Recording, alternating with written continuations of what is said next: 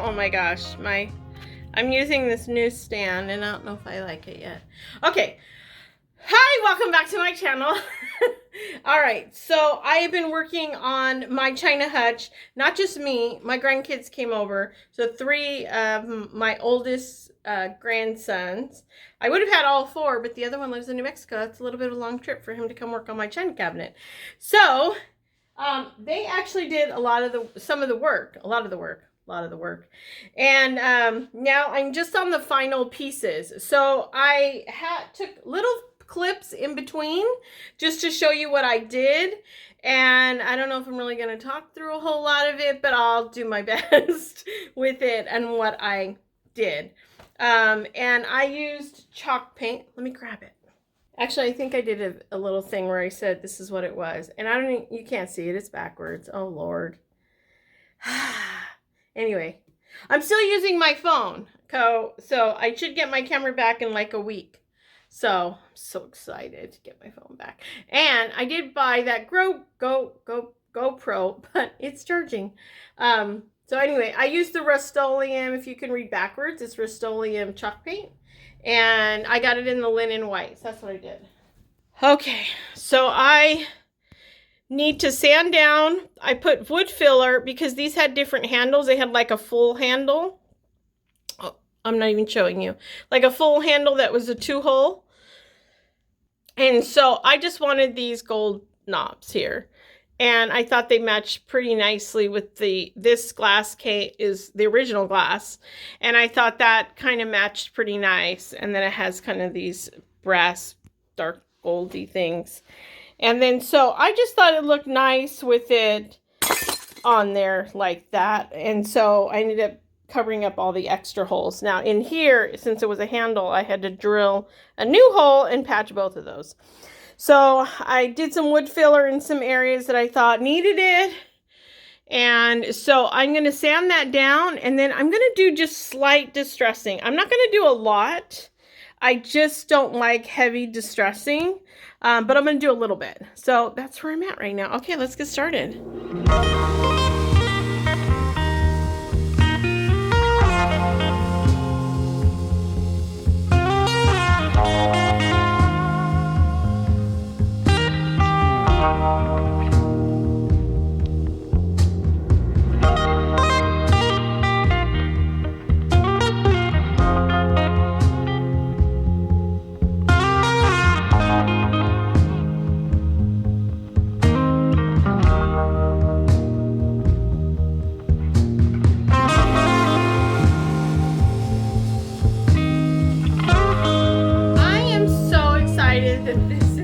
This has been like a pretty huge undertaking. I think it took me a long time because it was very difficult for me to paint it. Now the hutch itself is not that old.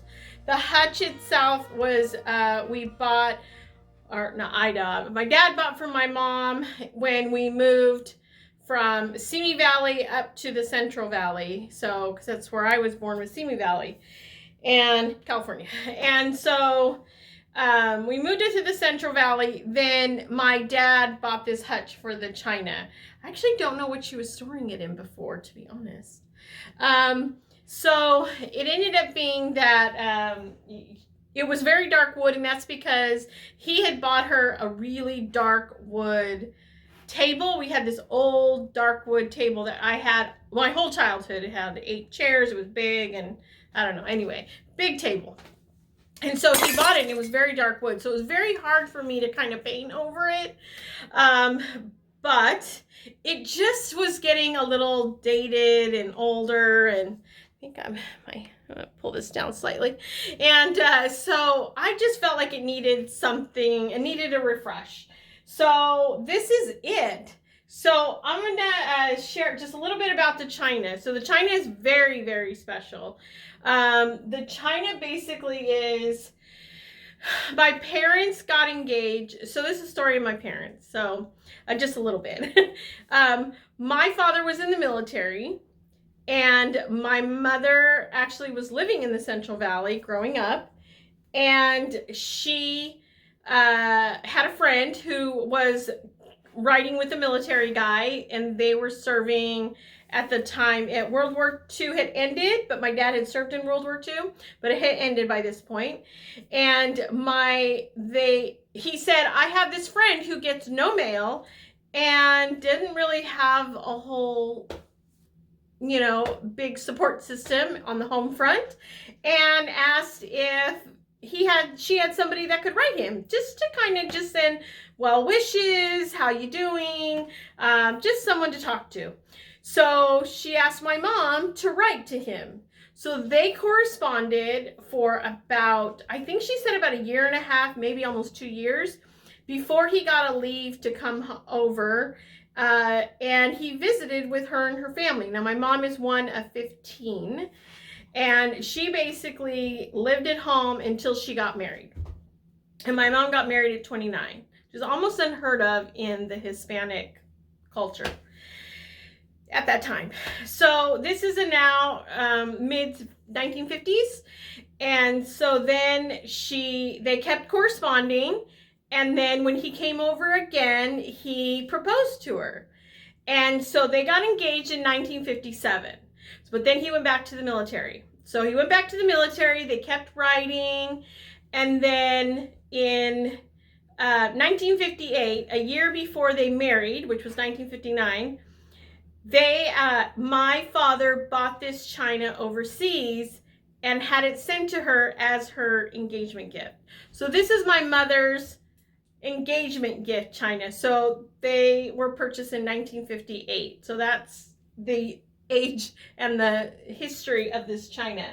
It's a 12-piece setting, and it says it's Winterling Bavarian china. I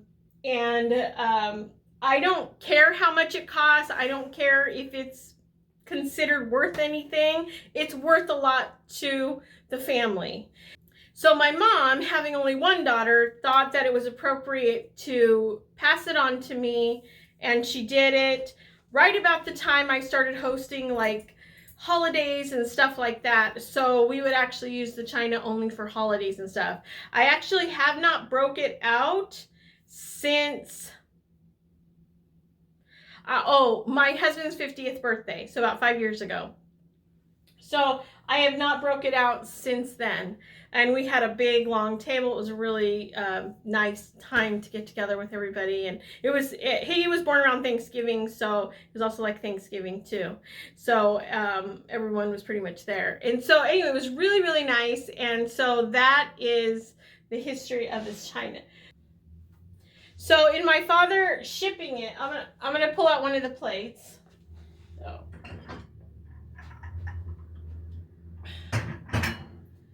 And these are actually very sturdy. Like my mom said, you can put them in the dishwasher. And I'm like, are you sure? And she's like, yeah. And so they're pretty solid. So they have the gold trim. My mom said it was 14 karat, but I don't know. Yeah, who knows? But that's what she said. My dad told her. Oh, maybe so. And so, and what's interesting is that I am not really a pink kind of person. I only have like a couple things that are pink.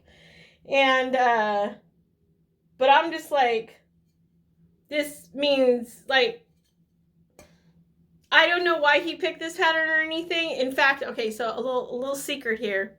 My mother had a wedding ring, he gave my mother a wedding ring, and his mother helped him, or stepmother helped him pick it out. And I actually still have the original Zales, it was from Zales receipt, and it's a beautiful ring. It's put up. And but I don't wear it. And the reason I didn't wear it because I was afraid to lose it, first of all. And then the other thing is that my mother said she never cared for the ring. Yeah. So I know my mother never cared for the ring. So it's kind of awkward to even say that now, but I'm sure he knows it now. But she always just wanted a wide gold wedding band with just like a diamond on top. And he bought her the gold band, I think for the 20th anniversary, but never. And it was so funny. That is a funny story. He actually, for their 20th, what he did is he got her a robe. So he got her this robe, and we have a picture of her going like this in the robe, like putting the robe on at Christmas, and they were married on Christmas Eve. So this is all like pertains. This is why it's anniversary too. So she's holding on to the robe. She's like, oh my God, I got a robe. And he's like, oh. And so she finally put her hands in the pockets, and she goes, what's this? And he pulls it out, and she had her gold wedding band in there. So that was so sweet of him to do it like that. But that was my dad. It's like he had many facets of who he was and dealt with a lot of things from the war. But boy, he really there was I could see that there was love there, but my dad did suffer from some mental illness. So from being PTSD, basically, from being in the war. So, but anyway, but stuff like this, you know that he truly felt like this was the love of his life. This was things like he was going to be, it was going to be very special to be able to do that. And I can't believe, so in all of the pieces that he had that were shipped to my mother from overseas back in 1958, only 2 things broke. It was 2 little saucers. So here is one that broke, and she put it back together, and this is we keep it like this, and they need to be polished a little bit, but anyway, so that is basically the history. And for my grandkids out there, my great-grandkids, for after I am gone, remember that history, because that's going to be very meaningful to you. So this will get passed down to my daughter, and I'm not sure when. I don't know when I can part with it. Now that I've painted it, it looks super pretty. But eventually it will. It will. She already hosts some things, and so I'm trying to figure out when I should do it. Okay, so that is it for today. I hope you enjoyed this video. If you did, give it a little like, and don't forget to subscribe. Take care. Have a great day.